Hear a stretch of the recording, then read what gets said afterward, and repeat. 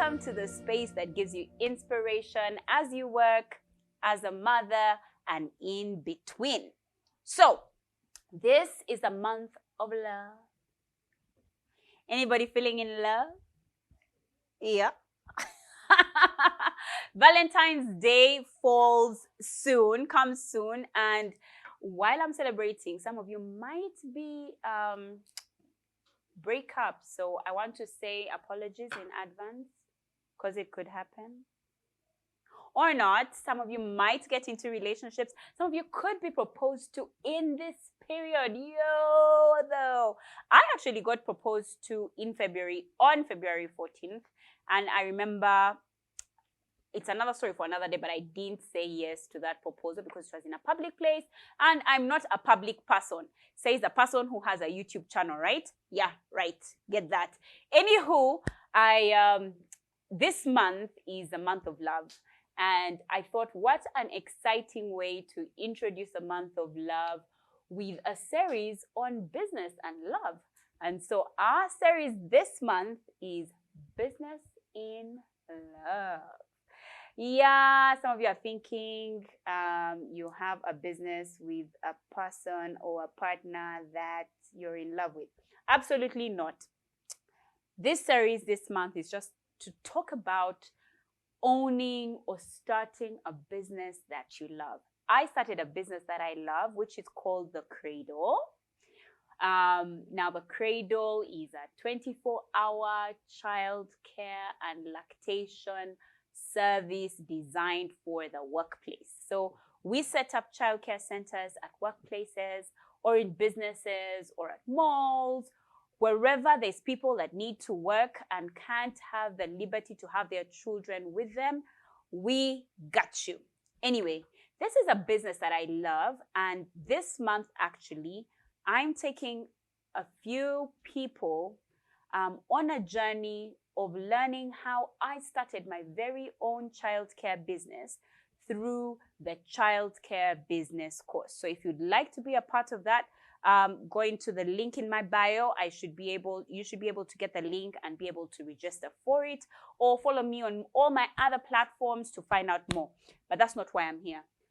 I'm always saying that, I feel. But anyway, why am I here? Today in particular, I want to talk about how marriage and business are similar. But first, story time. In 2012, I got married to the love of my life. I still remember that day like it was yesterday. I remember everything that we went through. I remember the decor. I remember what I wore. I remember my dress. I remember absolutely everything about my wedding day. I remember it was such a big, hold up. My church, or my former church, Watoto, does this thing called Heaven's Gates and Hell's Flames. And when they do that, they usually like decorate the place up with, it looks like heaven. And I remember wanting to get married in heaven. And so I did. Anywho, I get married. It was so beautiful because we're getting married in heaven. That's what I know happened. Anyway, so we get married. It was such a colorful wedding. We had such a blast. Actually, if there's anything that I remember about my wedding, is we had a blast. Now, Brian, my husband, I absolutely love. And then we went home after the wedding and stuff became tight. I remember literally 1.5 to 2 years into the marriage, I was ready to leave. I was just like, you know what? This can't be it. Like this can't be what they said would. Like this is happily ever after. Gosh, guys, no. You lie. You complete lie. So I remember 2 years into the marriage, I was ready to leave. Guys, when I say ready to leave, or you've called a lawyer, you told them, no, you see, I think I'm done. Let's get a divorce and all of those things. And at about that time, I had had my first child and I had started the business that I love, which is The Cradle. And in starting the business, it was such an uphill task. For anyone that has started a business, you know exactly what I'm talking about.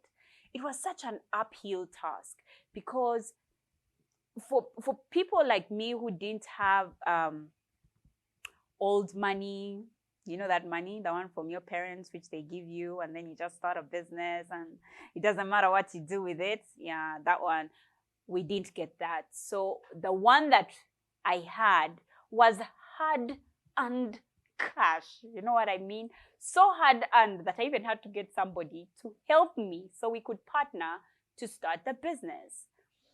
And so we started the business, which was such an uphill task, getting the right staff who would accept our small amount of money, getting our service together. I remember for the first 6 months, our only client was my son. Shout out to you, Blake. Thank you so much. 6 months, our only client was my son. It was so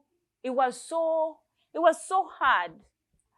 And I remember one day thinking to myself, this feels like a marriage. This feels like what I'm going through in my marriage. And I tell you, I kid you not, guys, please don't start a marriage and get into a relationship. I mean, don't get into a relationship and start a business at the same time.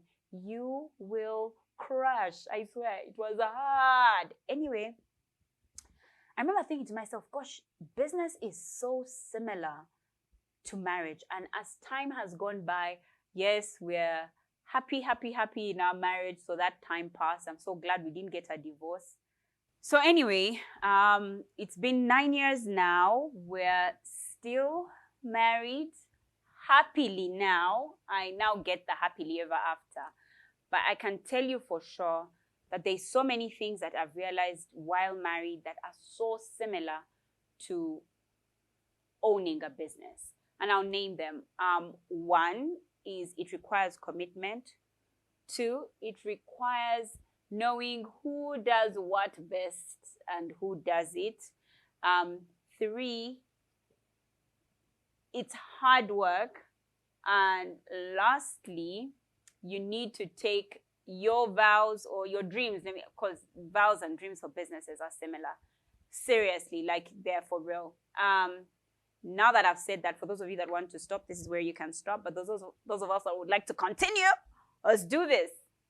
So let's talk about the first one, which was the vows, which I kind of talked about as dreams. So when we say our vows in church, we're saying things like for better, for worse, for richer, for poorer, till death do us part, because kind of that's like our dream. You know, this is my hope and dream for being in a marriage with you, which are the same things that we have for our businesses.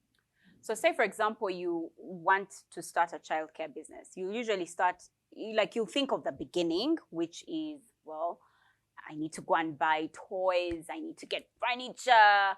What will a place look like? Where can I get a location? And all of that stuff.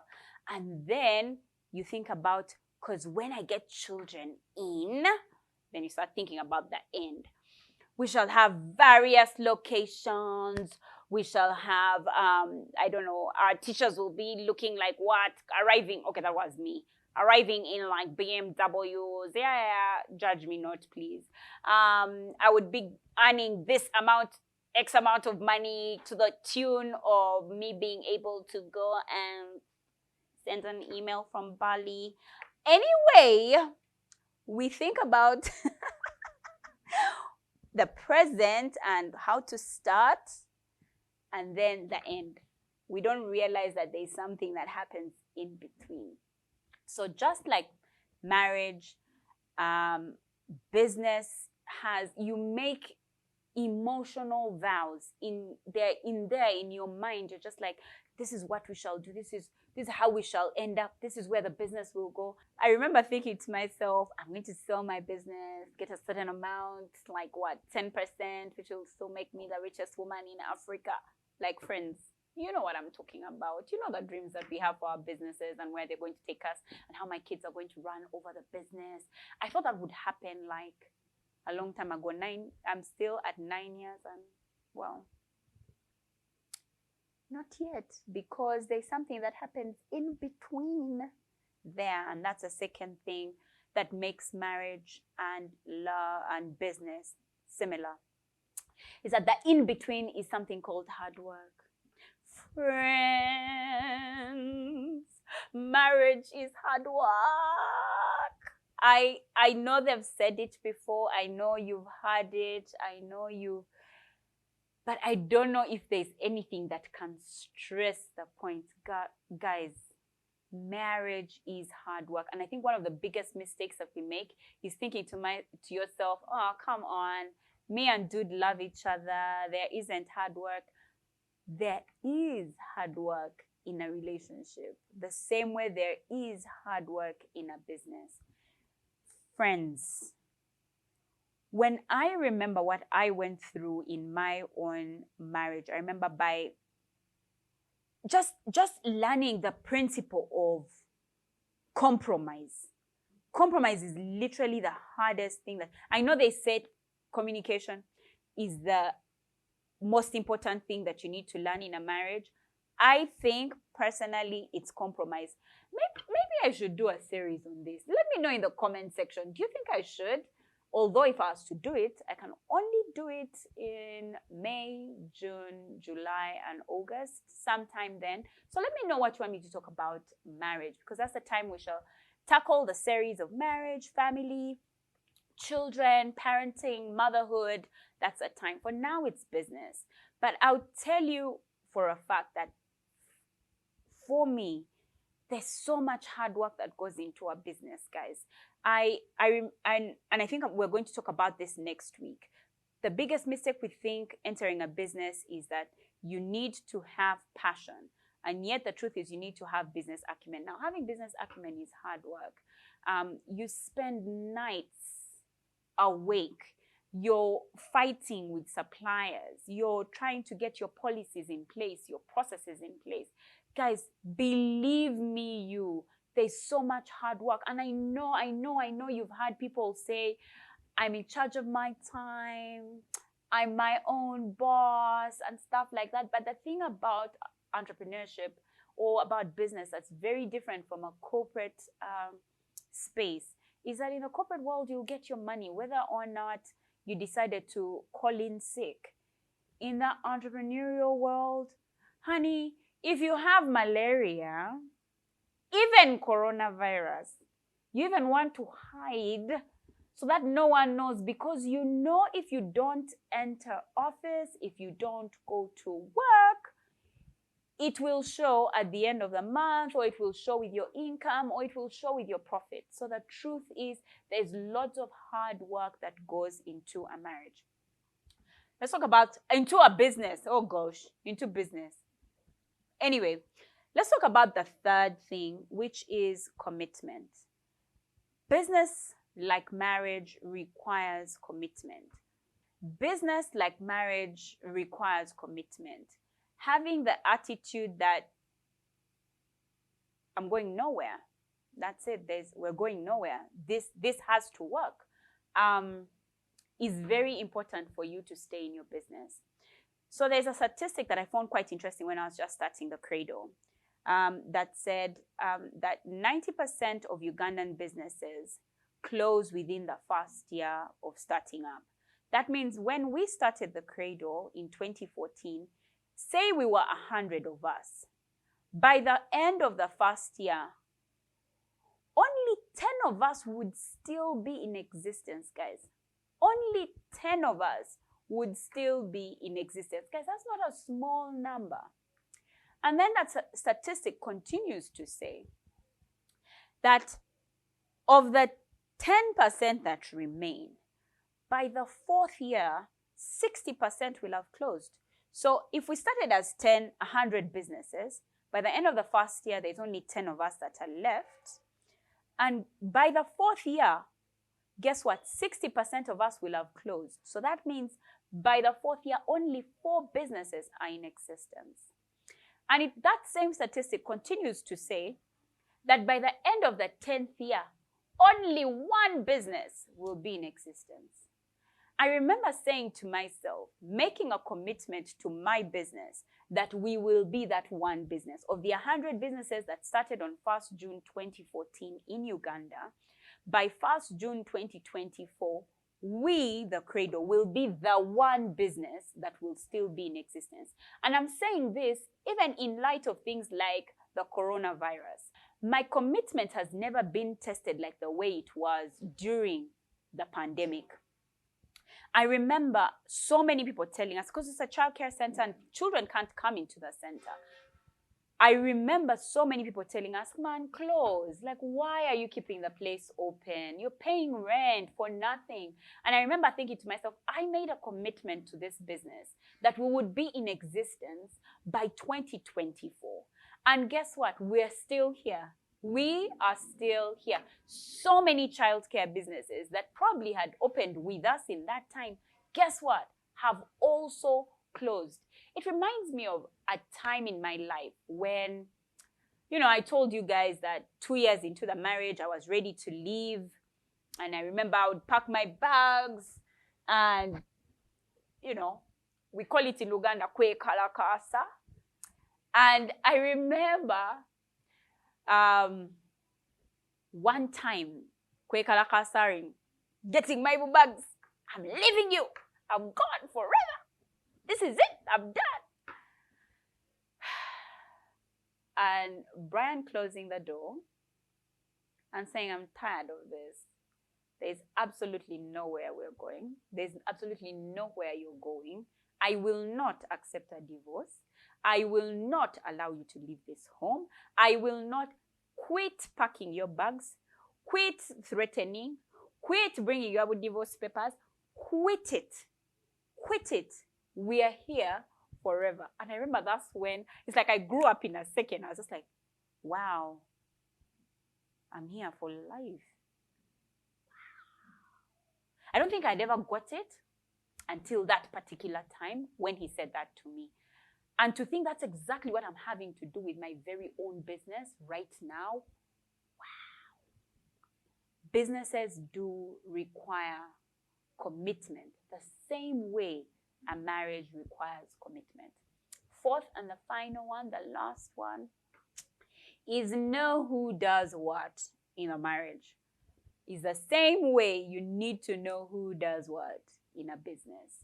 There's so many things as business owners that we end up either doing or not doing that we are not supposed to do. I'll give you just like some 2 quick examples. Many business owners are the cleaners, they are the production people, they're the HR manager, they're the ones that do strategy, they're the procurement person, they're the sales person, they're the marketing person, they're the IT person. How do you take on so many things as a business owner that are not your role? In my marriage, confession time, I had also become the man. Yeah, let me say it. I was doing roles that were not for me. I was doing things that were for my husband, and I was trying to do them. So a light goes out in the house. You'd find me in Uganda, we say, kupikaring myself, like lifting myself to change the bulbs. Or if the tire had a problem, I would be the one doing it. If rent has delayed, I would pay it. Friends, I had taken on things for me that were not my role. Somebody else was supposed to do that. So, just like marriage, knowing what your role is, know what you're supposed to do as a business person. And yet, there's also business people who have no idea what's happening in their finances. Now, that's your role. Knowing what exactly is happening with your finances, that's your role. But for many of us, we switch up the roles. We are doing the production, we're doing everything well, we're doing all the things that I talked about.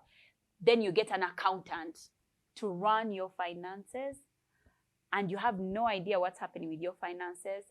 Honey, that's your role. So do you see what I'm talking about, roles? Like we mix and match the roles, both in marriage and in business. And so there's a place for us to find the in-between. Before I bore you too much, I need to end this because we have an entire month talking about business in love. So I can't wait to see you guys next week. Subscribe, hit the notification bell, share, tell your friends about it. We're talking love and business. Until next time, see you guys. Bye-bye.